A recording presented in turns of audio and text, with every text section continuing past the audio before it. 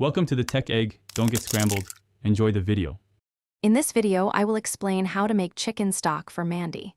A rich, flavorful stock is the secret to an authentic Mandi dish, providing a deep base that elevates the entire meal. We'll start by selecting the right ingredients to build that foundational taste. Using fresh, quality components ensures your stock will be robust and aromatic, setting the stage for a truly delicious culinary experience. Let's gather everything we need to begin this essential cooking process. Once your ingredients are ready, the next step is to prepare them for simmering.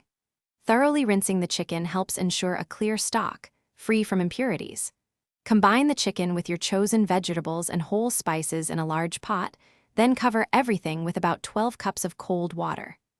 Bringing it to a gentle boil before reducing to a low simmer is crucial for slowly extracting all those wonderful flavors without clouding the liquid. As your stock begins to simmer, you'll notice foam rising to the surface.